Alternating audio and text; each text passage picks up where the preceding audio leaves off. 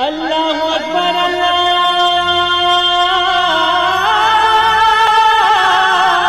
اکبر۔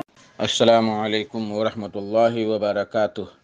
الحمدللہ رب العالمین والصلاة والسلام علی اشرف الانبیاء والمرسلین نبینا محمد وعلی آلہ وصحبہ اجمعین ومن تبعہم بإحسان الی یوم الدین، اما بعد۔ میرے دوستو، بزرگوں، اسلامی بھائیوں اور بہنوں، سامعین و سامعات کرام، صدائے حق سننے والے ساتھیوں، آج 13 ربیع الثانی 1443 ہجری، 19 نومبر 2021 عیسوی، 13 گتے اگہن 2078 بکرمی، جمعہ کا دن، میں محمد مستقیم مدنی صدائے حق کا پروگرام لے کر آپ لوگوں کی خدمت میں حاضر ہو گیا ہوں۔ یہ پروگرام آپ روزانہ junk Nandini FM 95.5 mega hertz پر 1:30 بجے سے 2:15 بجے تک سماعت فرماتے آ رہے ہیں۔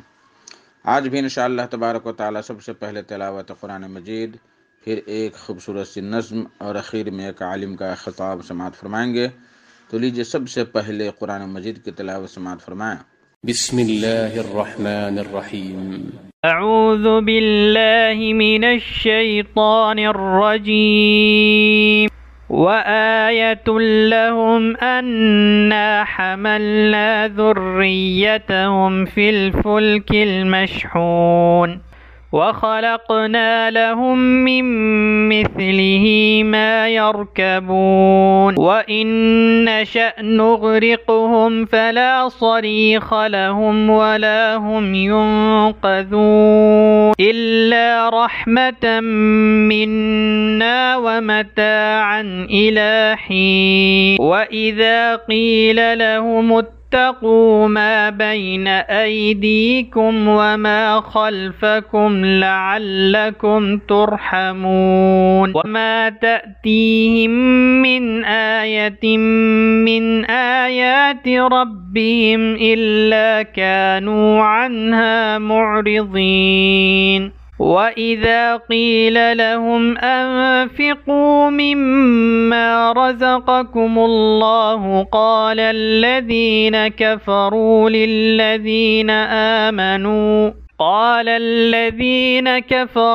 لِلَّذِينَ آمَنُوا أَنُطْعِمُ مَن لَّوْ يَشَاءُ اللَّهُ أَطْعَمَهُ إِنْ أَنتُمْ إِلَّا فِي ضَلَالٍ مُّبِينٍ۔ اللہ اکبر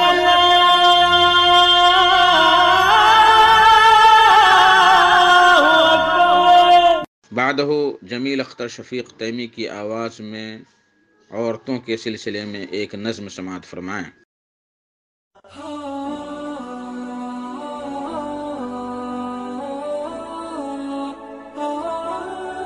غضب ہوگا گر پردے سے باہر بیویاں ہوں گی، غضب ہوگا گر پردے سے باہر بیویاں ہوں گی،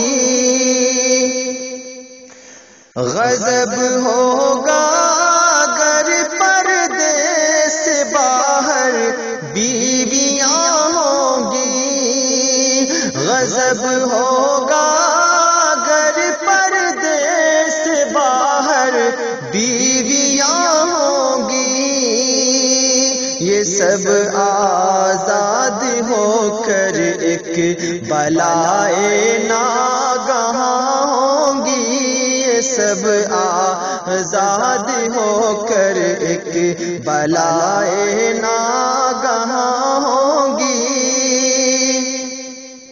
تماشا مثل کٹ پتلی دکھائیں گی زمانے کو، تماشا مثل کٹ پتلی دکھائیں گی زمانے کو، جو فخر قوم ہیں اب تک، جو فخر قوم ہیں اب تک، وہ ننگے خانداں ہوں گی، جو فخر قوم ہیں اب تک، وہ ننگے خانداں ہوں گی،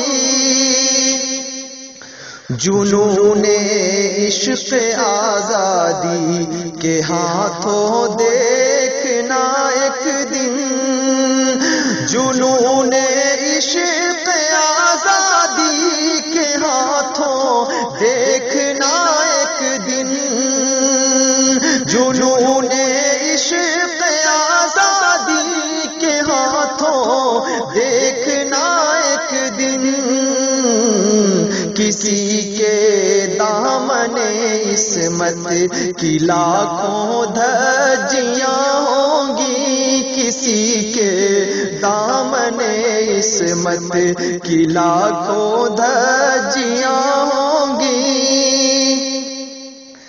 ہزاروں من چلے جب ان کے ہوں گے محو نظارہ، ہزاروں من چلے جب ان کے ہوں گے محو نظارہ، ہزاروں من چلے جب ان کے ہوں گے محو نظارہ، یہ ہے انسان آخر تو کسی پر مہربان ہوں گی، یہ ہے انسان آخر تو کسی پر مہربان ہوں گی، نہیں آسان کچھ تقلید یورپ عقل کے دشمن، نہیں آسان کچھ تقلید یورپ عقل کے دشمن، تجھے سمجھائے دیتا ہوں، تجھے سمجھائے دیتا ہوں، بڑی بدنامیاں ہوں گی، غضب ہوگا اگر پردے سے باہر بیویاں ہوں گی، جو ہے پردے کی باتیں ان کو پردے میں ہی رہنے دو، جو ہے پردے کی باتیں ان کو پردے، جو ہے پردے کی باتیں ان کو پردے ہی میں رہنے دو، بہت سے گل کھلیں گے جب زمانے پر آیا ہوں گی، بہت سے گل کھلیں گے جب زمانے پر آیا ہوں گی، عبادت ایک ہیلا ہوگی پھر عصمت فروشی کی، عبادت ایک ہیلا ہوگی پھر عصمت فروشی کی، کہاں کے مسجدوں منبر، کہاں کے مسجدوں منبر، خدا جانے کہاں ہوں گی، غضب ہوگا اگر پردے سے باہر بیویاں ہوں گی، تصور ہی سے انجاموں کہ میں تو کانپ جاتا ہوں، تصور سے ہی انجاموں کہ میں تو کانپ جاتا ہوں، تصور ہی سے انجاموں کہ میں تو کانپ جاتا ہوں، کہ اس سے خانہ آبادی میں کیا بربادیاں ہوں گی، کہ اس سے خانہ آبادی میں کیا بربادیاں ہوں گی، غضب ہوگا اگر پردے سے باہر بیویاں ہوں گی، یہ سب آزاد ہو کر ایک بلائے ناگہاں ہوں گی۔ خوبصورت سی تخلیق آپ سماعت فرما رہے تھے جمیل اختر شفیق کی آواز میں۔ اس طرح کی خوبصورت تخلیقات آپ کو کیسی لگتی ہیں؟ ہمیں اپنے نئے خیالات اور نئے تاثرات سے ضرور آگاہ کریں۔ اگر آپ چاہتے ہیں کہ اس طرح کے کلام آپ تک ہمیشہ پہنچتے رہیں تو آپ ہمارے چینل روحی حیات سینٹر کو ضرور سے سبسکرائب کریں۔ انہی چند کلمات کے ساتھ ہمیں دیجیے اجازت۔ السلام علیکم ورحمۃ اللہ وبرکاتہ۔ میرے محترم ساتھیو دوستو، آج کا خطاب ہے فضیلت الشیخ ڈاکٹر فہد الاسلام اسلفی صاحب کا۔ ان کا موضوع ہے زنا ایک عظیم سماجی جرم۔ تو لیجئے ڈاکٹر صاحب سے ان کا خطاب سماعت فرمائیں۔ السلام علیکم ورحمۃ اللہ وبرکاتہ۔ حامدا ومصلیا اما بعد، فاعوذ باللہ من الشیطان الرجیم، وانکحوا الایام منکم والصالحین من عبادکم وإمائکم، رب اشرح لی صدری ویسر لی امری واحلل عقدۃ من لسانی یفقہوا قولی، اللہم رب زدنی علما وارزقنی فہما۔ حمد و ستائش اس رب کائنات کے لیے ہے جس نے ہم تمام کو پیدا کیا اور ہماری رہنمائی اور رشد و ہدایت کے لیے انبیاء علیہم الصلاۃ والسلام کا سلسلہ جاری کیا۔ آخر میں جناب محمد الرسول اللہ صلی اللہ علیہ وسلم کی بعثت ہوئی۔ درود و سلام نازل ہو اللہ تعالیٰ کے تمام نیک اور برگزیدہ بندوں پر، بالخصوص ہمارے آخری نبی احمد مجتبیٰ محمد مجتبیٰ رسول اکرم صلی اللہ علیہ وسلم پر۔ اللہم صلی علی محمد وعلی آل محمد کما صلیت علی ابراہیم وعلی آل ابراہیم انک حمید مجید۔ اللہم بارک علی محمد وعلی آل محمد کما بارکت علی ابراہیم وعلی آل ابراہیم انک حمید مجید۔ میرے دینی اور ملی بھائیوں، آج کے درس میں جس موضوع کی مناسبت سے باتیں ہوں گی وہ میرا موضوع ہے زنا ایک عظیم سماجی جرم۔ یہ بات کسی صاحب عقل و دانش پر مخفی نہیں ہے کہ اسلام دین فطرت و دین رحمت ہے۔ اسلام ایک پاکیزہ و صاف ستھرا مذہب ہے۔ انسانی زندگی کے تمام مشکلات، ہر طرح کی پریشانیوں کا فطری حل، ہر قسم کے مسائل کا تسلی بخش جواب اور تمام بیماریوں کا مکمل علاج دین اسلام ہے۔ اسلام کے احکامات ہر جگہ کے لیے، ہر زمانہ وقت کے لیے مناسب و موزوں ترین ہے۔ چنانچہ جس طرح اسلام نے انسان کی جملہ ضروریات کو انجام دینے کے لیے کچھ آداب و طریقے بتائے ہیں، اسی طرح انسان کی جنسی ضروریات اور اس کے تقاضوں کو پورا کرنے کے لیے نہایت عمدہ و پاکیزہ طریقہ بتایا ہے۔ تمام انسانوں کو عموماً اور مسلم نوجوانوں کو خصوصاً اسلامی طریقہ کے مطابق عقد نکاح کرنے کی دعوت دی اور ازدواجی زندگی میں منسلک ہونے کی ترغیب دی ہے۔ اللہ تعالیٰ نے فرمایا وَأَنكِحُوا الْأَيَامَ مِنكُمْ وَالصَّالِحِينَ مِنْ عِبَادِكُمْ وَإِمَائِكُمْ۔ سورہ نور۔ لوگو، تم میں سے جو غیر شادی شدہ ہیں ان کا نکاح پڑھا دو، اور تمہاری لونڈیوں اور غلاموں میں سے جو نکاح کے لائق ہوں ان کا بھی نکاح پڑھا دو۔ چنانچہ کہیں پر اس مقدس نکاح کو تسکین نفس کا باعث اللہ کی خاص نصرت و مدد کا سبب بتایا ہے، کہیں پر انبیاء و رسول کی سنت اور دین و دنیا کی سعادت کا باعث بتایا گیا ہے۔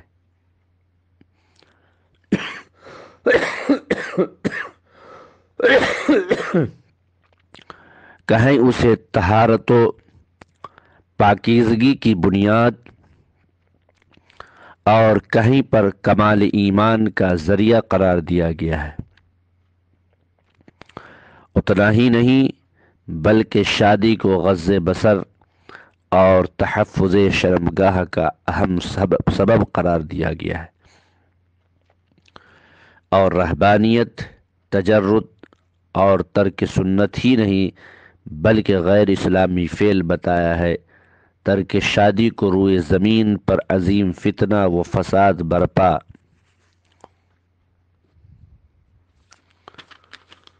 ہونے کا سبب و عامل بتایا گیا ہے۔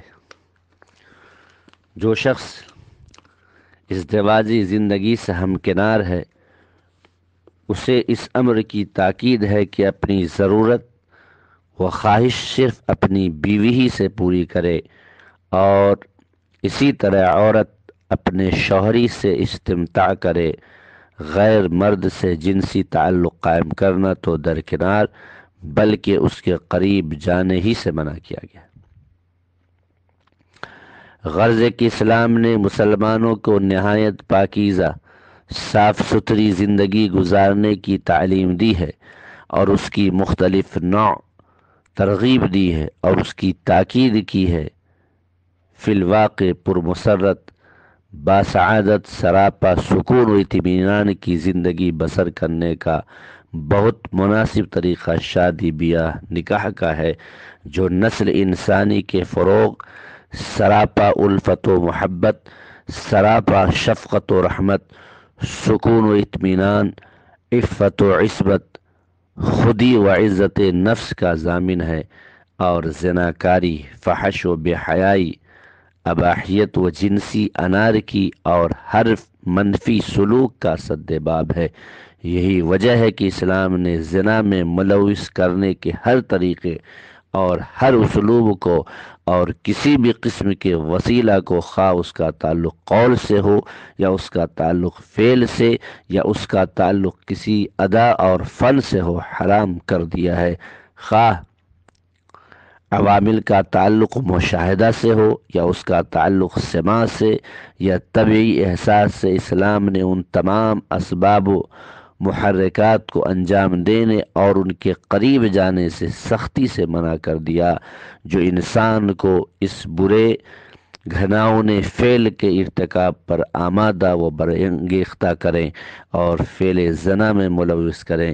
یہی وجہ ہے کہ اسلام نے مرد و زن کے درمیان اختلاط کو، دیدہ بازی و مساس کو، ناچ باجے و رقص و سرور کو، عریاں تصویر و فحش گانوں کو، تمام وسیلوں اور ناجائز ذریعوں سے جنسی آسودگی حاصل کرنے، زنا و حرام کاری کرنے کو ایک عظیم سماجی جرم اور ناپاک فعل بتایا ہے۔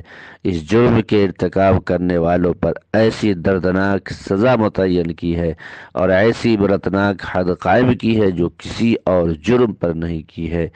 یہ اندوہناک سزا، روح فرسا حد اس گناہ کے مہلک و قبیح ترین ہونے پر واضح دلیل ہے۔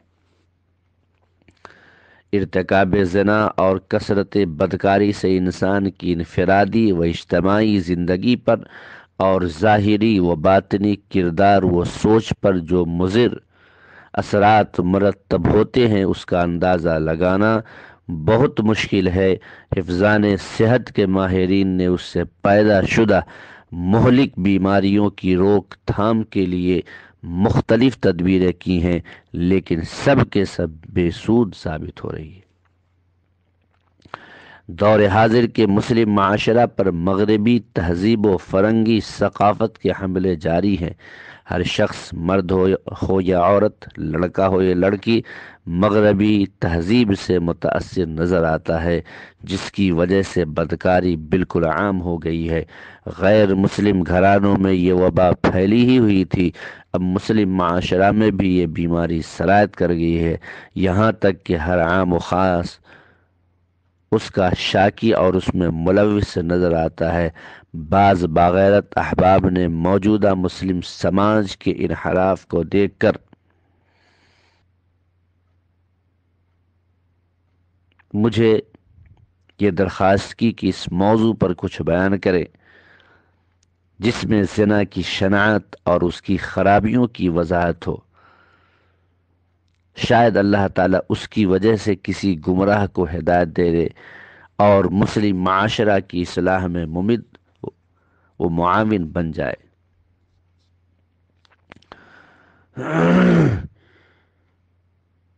اسی لیے آج میں نے اس موضوع کا انتخاب کیا ہے۔ اللہ کے نیک بندے فعل زنا سے اجتناب کرتے ہیں۔ زنا کبیرہ گناہ ہے، زنا سماج کا ناسور ہے، زنا کے ارتکاب پر دنیا و آخرت دونوں میں سزا متعین ہے۔ زنا کا ارتکاب روح ایمان کے عین مخالف ہے۔ اللہ پاک نے جہاں مومن مردوں اور عورتوں کے گوناگوں اوصاف حمیدہ کا تذکرہ کیا ہے، ان میں سے ایک محمود صفت یہ بھی بتائی ہے کہ وہ زنا کے قریب نہیں بھٹکتے، اس گھناؤنے فعل سے اجتناب کرتے ہیں، جیسا کہ اللہ تعالیٰ کا ارشاد ہے والذین لا يدعون مع اللہ الہا آخر ولا يقتلون النفس التي حرم الله إلا بالحق ولا يزنون ومن يفعل ذلك يلقى أثاما۔ سورہ فرقان آیت نمبر 69 تا 80۔ اور اللہ کے نیک بندے وہ ہیں جو دوسرے معبود کو اللہ کے ساتھ شریک نہیں کرتے ہیں، اور اس جان کو ناحق نہیں مارتے جس کو اللہ تعالی نے حرام قرار دیا ہے، اور زنا نہیں کرتے، جو شخص ایسا کرے گا وہ جہنم پائے گا۔ مگر جن لوگوں نے سچے دل سے توبہ کر لیا اور ایمان کی روش پر آ گئے اور نیک عمل کیا تو ایسے لوگوں کے گناہوں کو اللہ تعالیٰ نیکیوں سے بدل دے گا۔ اللہ بخشنے والا، مہربانی کرنے والا ہے۔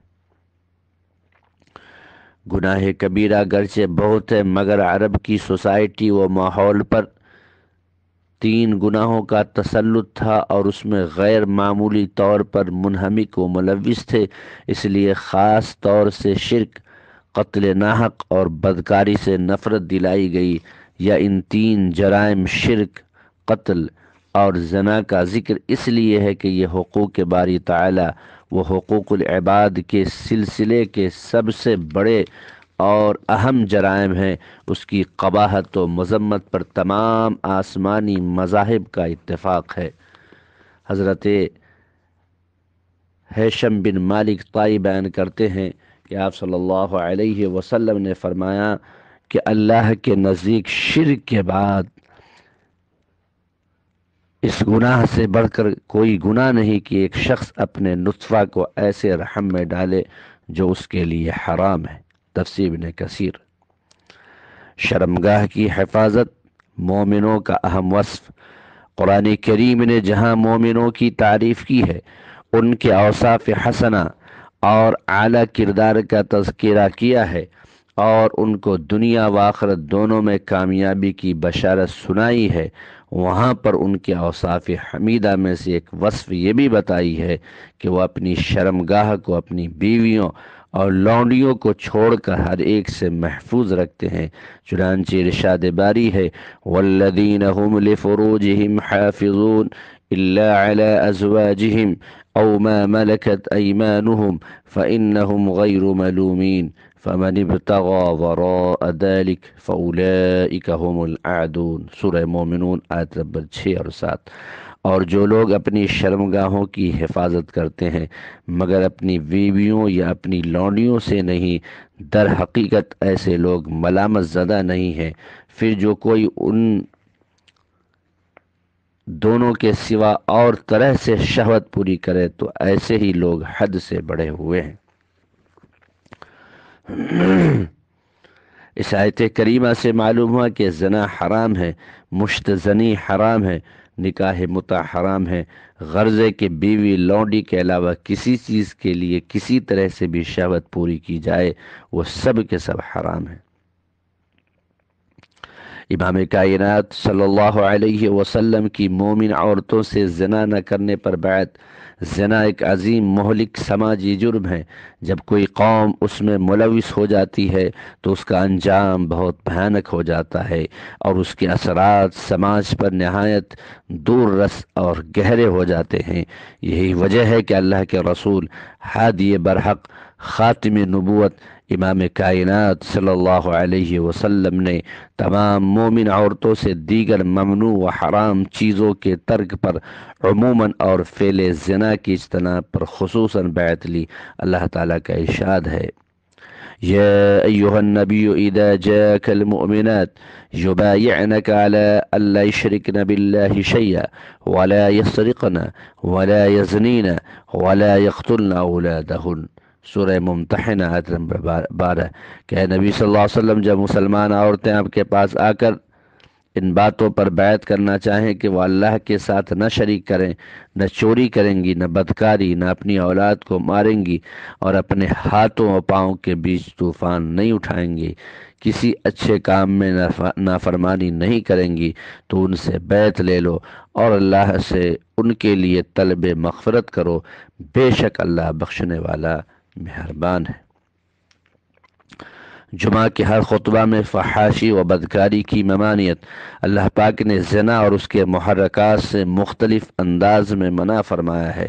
بعض جگہوں پر صرف زنا کی حرمت واضح کی اور بعض جگہوں پر زنا کے ساتھ دیگر حرام و ممنوع چیزوں کا بھی تذکرہ کیا اور ہر ایک سے منع فرمایا ہے۔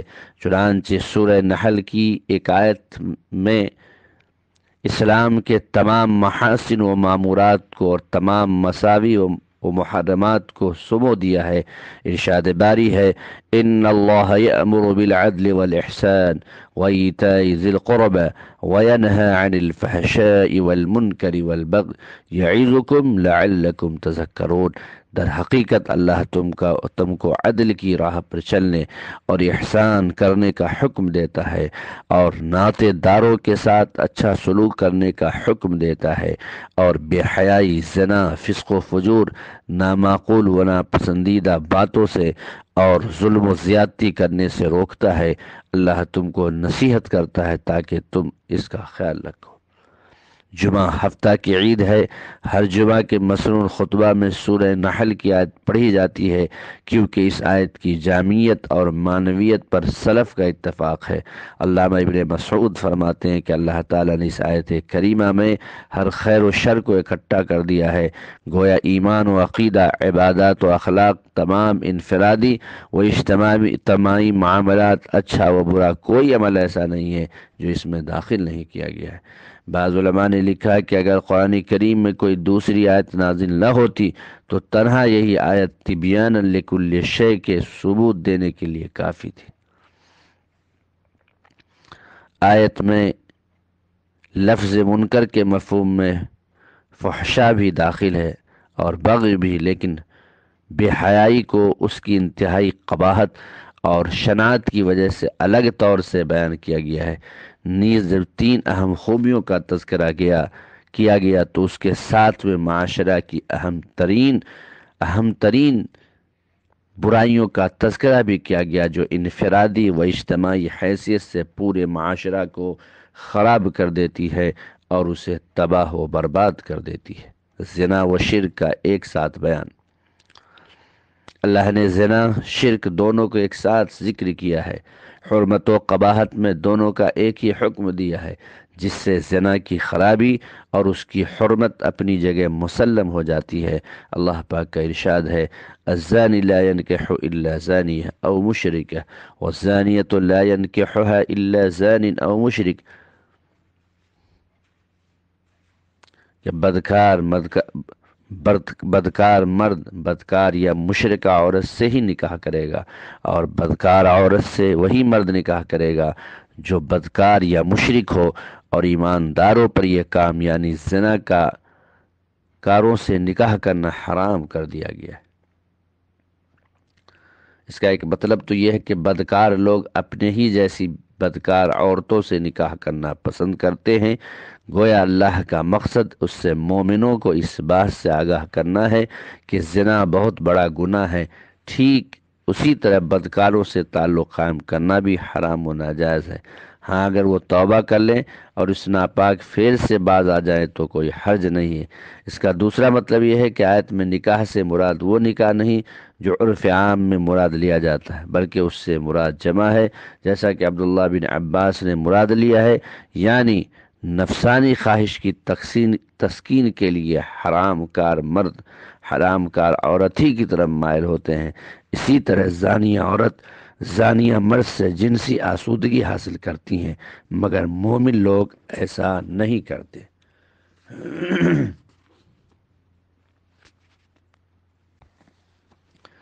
ہر طرح کی فحاشی حرام۔ اسلام نے ہر قسم کی بے حیائی و فحاشی خواہ ظاہری ہوں یا باطنی حرام کر دیا ہے۔ مثلا قہوہ خانوں میں جا کر برائی کرنا یا سنیما ہالوں و کلبوں میں جا کر فلموں کا مشاہدہ کرنا، فحش اخبارات و کتابوں کا مطالعہ کرنا، مرد و عورتوں کا آزادانہ و بے باکانہ ملاقات کرنا وغیرہ وغیرہ۔ اللہ تعالیٰ نے نہایت جامع و مختصر لفظوں میں اس کی نکیر کی ہے۔ ارشاد باری ہے، قل انما حرم ربی الفواحش ما ظہر منها وما بطن والإثم والبغی بغیر الحق وأن تشركوا بالله ما لم ينزل به سلطانا وأن تقولوا على الله ما لا۔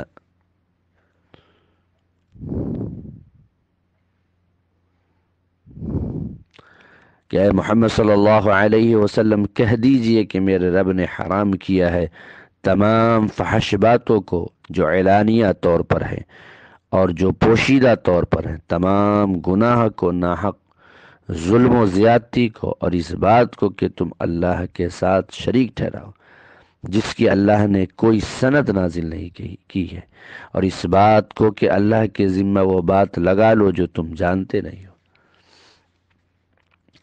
زانیہ عورت سے شادی بغیر توبہ درست نہیں۔ اگر کوئی شخص کسی دوشیزہ سے بدکاری میں ملوث ہو گیا پھر شادی کرنا چاہے تو اس کی شادی اس وقت تک درست نہیں ہوگی جب تک کہ دونوں سچے دل سے توبہ نہ کر لیں۔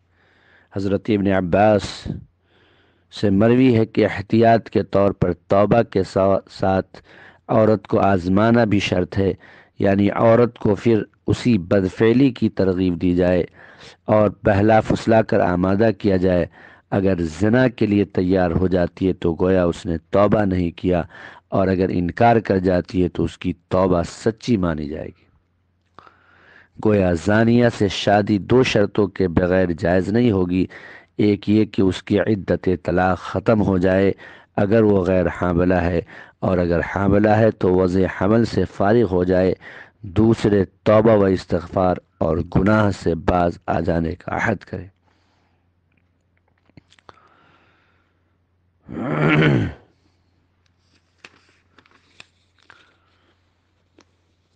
فحاشی کو رواج دینے والوں کو دھمکی۔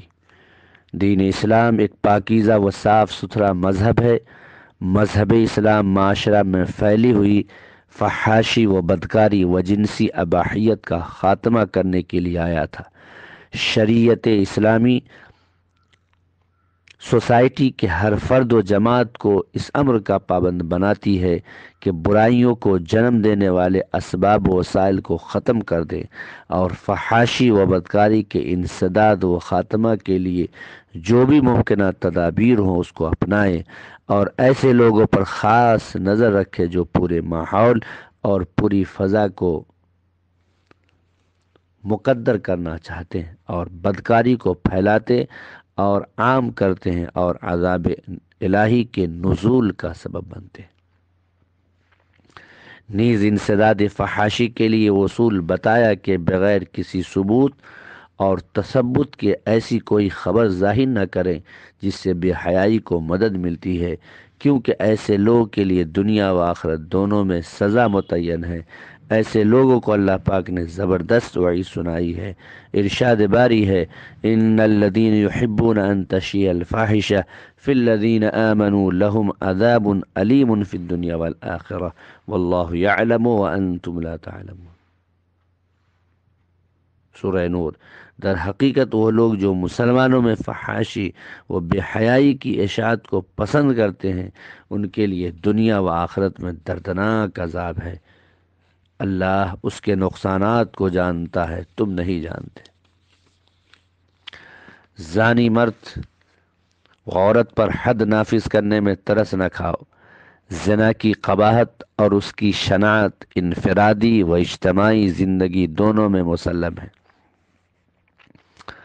اس کے خطرناک نتائج کو مد نظر رکھتے ہوئے اللہ پاک نے ایسے سیاہ کار لوگوں پر حدود و تعزیرات کے نفاذ میں کسی طرح کی نرمی اختیار کرنے سے منع کیا اور حد جاری کرنے میں نرمی اختیار کرنے اور مشفقانہ برتاؤ کرنے کی سختی سے ممانعت کر دی، اور اس عمل کو دین و عقیدہ بتایا اور اسے ایمان کی کمی و زیادتی کا سبب قرار دیا ہے، کیونکہ زانی کا مقصد زنا سے صرف لذت حاصل کرنا ہوتا ہے۔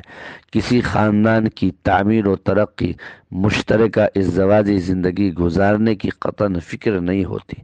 یہ بات بالکل عیاں ہے کہ نسل انسانی کی تربیت میں مرد و عورت دونوں کا اہم کردار ہے۔ تنہا عورت یا تنہا مرد خاندان کی تعمیر و تکمیل نہیں کر سکتے جب تک کہ ہر ایک دوسرے کا برابر ساتھ نہ دیں، چونکہ بدکاری میں انسانی تہذیب کا انہدام ہے۔ اس وجہ سے اللہ تعالیٰ نے ایسے بدکاروں پر حد جاری کرنے میں کسی قسم کی رعایت کرنے اور ترس کھانے کی سختی سے ممانعت کر دی ہے۔ ارشاد ہے، الزانية والزاني فاجلدوا كل واحد منهما 100 جلدة ولا تأخذكم بهما رأفة في دين الله إن كنتم تؤمنون بالله واليوم الآخر وَلْيَشْهَدْ عَذَابَهُمَا طَائِفَةٌ مِّنَ الْمُؤْمِنِينَ۔ سورہ نور آیت نمبر 2 کہ زانی مرد عورت میں سے ہر ایک کو اگر شادی شدہ نہیں ہے تو 100 کوڑے لگاؤ، اور اللہ کے دین کے نفاذ میں تم کو کوئی نرمی نہیں آنی چاہیے اگر تم اللہ اور آخرت پر ایمان رکھتے ہو، اور چاہیے کہ ان دونوں کی سزا کے موقع پر مومنوں کی ایک جماعت حاضر ہو تاکہ وہ یہ عبرتناک سزا کا منظر اپنی آنکھوں سے مشاہدہ کر سکے اور آئندہ ایسی حرکت سے باز رہیں۔ آیت کا مطلب یہ ہے کہ ترس کھا کر سزا دینے سے گریز مت کرو، ورنہ طبی طور پر ترس کا آنا ایمان کے منافی نہیں، وہ تو منجملہ خاص طباعی انسانی میں سے ہے۔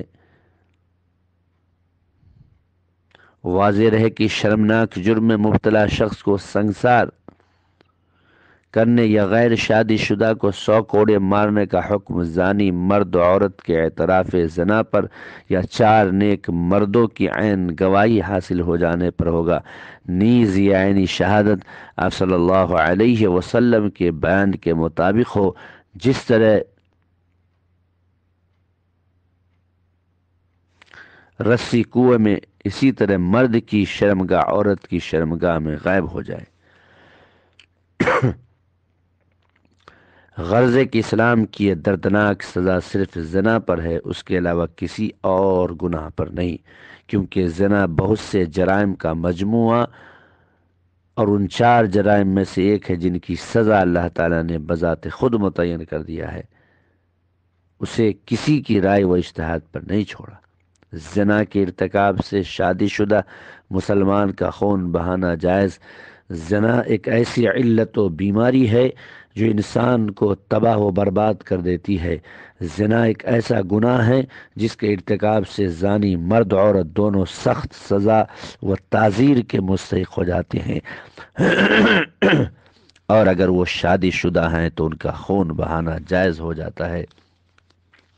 حضرت عبداللہ بن مسعود فرماتے ہیں کہ آپ صلی اللہ علیہ وسلم نے فرمایا کہ کسی ایسے شخص کا خون بہانا جائز نہیں جو اس بات کی گواہی دے کہ اللہ کے علاوہ کوئی معبود نہیں اور میں اللہ کے آخری رسول ہوں، مگر 3 طرح کی برائیوں کے ارتکاب سے خون بہانا جائز ہو جاتا ہے۔ نمبر 1، شادی شدہ مسلمان مرد ہو یا عورت جب زنا کرے۔ نمبر 2، ایک مسلمان دوسرے مسلمان کا جب ناحق خون کرے۔ نمبر 3، دین اسلام اور مسلمانوں کی جماعت سے جب کوئی مسلمان علیحدگی اختیار کرے یعنی الگ ہو جائے۔ حد زنا اور اس کی حکمت۔ اگر آپ زانی کی سزا اور فعل زنا پر عائد سزا و حد کا جائزہ لیں گے، نیز معاشرے میں زناکاری سے جو نقصانات و نتائج مرتب ہوتے ہیں اس پہ غور کریں گے اور دونوں میں موازنہ کریں گے تو آپ اخف الضررین کے فارمولہ پر عمل کرنے کا خود ہی فیصلہ کریں گے۔ یہی تقاضائے عدل و انصاف ہے، کیونکہ زانی کی سزا، اس کا نقصان صرف اس کی ذات تک محدود ہے، لیکن فعل زنا کا نقصان اور اس کا ضرر بہت زیادہ اور عام ہے اور پوری سوسائٹی کو محیط ہے۔ مزید برآں اسلام نے سزا کے نفاذ میں نہایت احتیاط سے کام لیا ہے۔ اس کے لیے عجیب قسم کی شرطیں قائم کی، مثلا ادنا شک و شبہ کی بنا پر حد کا نفاذ روک دینا اور اسے قائم نہ کرنا جب تک کہ زنا کے صدور و ثبوت پر یقین کامل نہ ہو جائے۔ نمبر 2، اس جرم زنا کا ثبوت 4 عادل مرد گواہی دیں، بدکار مردوں کی گواہی اور عورتوں کی شہادت قابل قبول نہیں ہوگی۔ نمبر 3، چاروں گواہان نے زنا کا عمل اپنی آنکھوں سے ایسا ہی دیکھا ہو جیسے سلائی سرمدانی میں آتی جاتی ہے۔ نمبر 4، اگر 3 مردوں نے زنا کے ثبوت میں گواہی دی لیکن چوتھے شخص نے ان کے برخلاف گواہی دی تو ان تینوں پر حد قذف لگایا جائے گا۔ نیز اسلام مرتکب زنا کو اپنا فعل چھپانے کا حکم دیتا ہے اور دوسروں کو بھی اس کے فعل پر پردہ داننا اور اسے لوگوں پر عیاں نہ کرنے کی تعلیم دیتا ہے۔ نیز کسی مسلمان مرد و عورت کی تجسس و ٹوہ میں مبتلا نہ ہونے کی رہنمائی کرتا ہے۔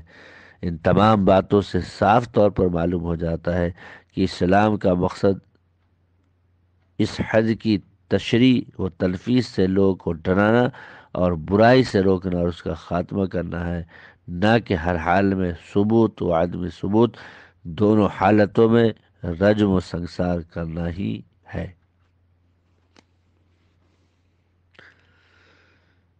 بوقت زنا ایمان سلب ہو جاتا ہے۔ ایمان اور زنا دونوں میں ایک طرح کا تضاد پایا جاتا ہے۔ ایمان و زنا دونوں اکٹھا نہیں ہو سکتے، کیونکہ ایمان سراپا نور و روشنی ہے اور زنا مکمل ظلمت و تاریکی ہے۔ جب کوئی مومن بندہ زنا کا ارتکاب کر لیتا ہے تو اس کا نور ایمان وہ شمع روشن بجھ جاتی ہے اور اس کی نورانیت ختم ہو جاتی ہے۔ لہٰذا ہر مومن کو زنا سے بچنے کی کوشش کرنی چاہیے تاکہ اس کا ایمان متاثر نہ ہو۔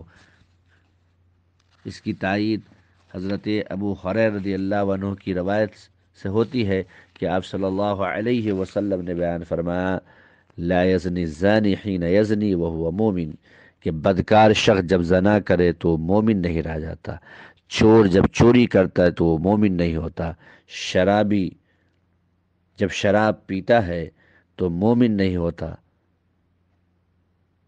یہ صحیح بخاری، مسلم اور ابو داؤد کی روایت ہے۔ سنن نسائی میں اتنا اضافہ ہے کہ جب بندہ یہ گناہ کرتا ہے تو اسلام کا قلادہ اپنی گردن سے نکال لیتا ہے، پھر اگر سچے دل سے توبہ کر لیتا ہے تو اللہ اس کی توبہ قبول فرما لیتا ہے۔ بزار نے اتنا زیادہ کیا ہے کہ الایمان اکرم علی اللہ من ذلک، یعنی ایمان کی عزت اور اس کا مقام اللہ کے نزدیک اس سے زیادہ ہے کہ اس برے فعل کے وقت اس کے پاس رہے۔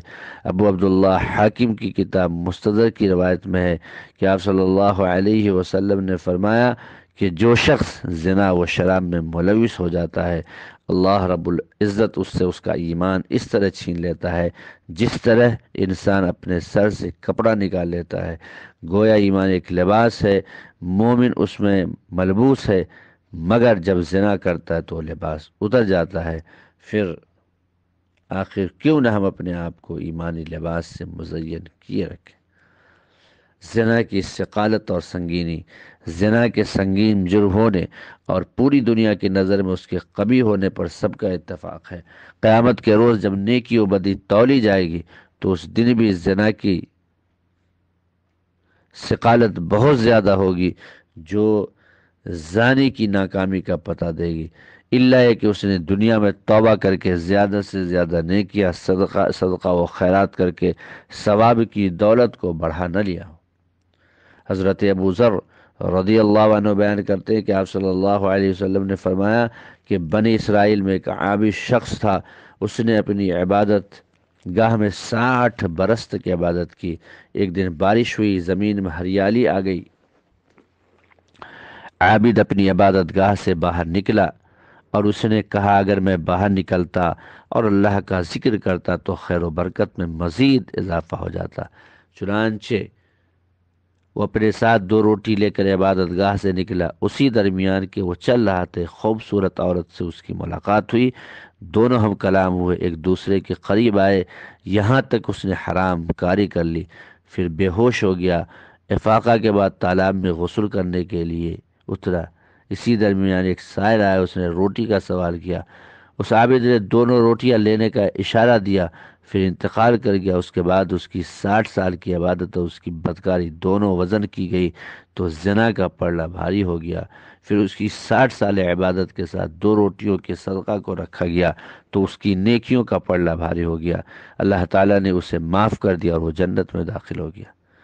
یہاں جو چیز غور طلب ہے وہ یہ ہے کہ اس کا فعل زنا اس کے 60 سال کی عبادت پر بھاری ہو گیا اور جہنم کا مستحق ہو گیا، مگر اس نازک حالت میں اس کی صدقہ کی ہوئی 2 روٹیاں کام آ گئی اور اس ادنا تصدق نے اس کے نیکیوں کے میزان کو بھاری کر دیا۔ اللہ ہر مسلمان کو زنا سے بچائے اور اللہ کی راہ میں زیادہ سے زیادہ خیرات کرنے کی توفیق عطا فرمائے۔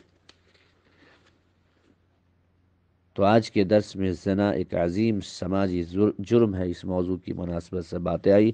اللہ تعالیٰ سے دعا ہے کہ اللہ العالمین تو ہمیں کتاب و سنت کی روشنی میں اپنی زندگی گزارنے کی توفیق عطا فرما، اسی دعوت کو عام کرنے کی توفیق عطا فرما۔ تقبل یا رب العالمین۔ سبحانک اللہم بحمدک، اشہد ان لا الہ الا انت، استغفرک و اتوب الیک۔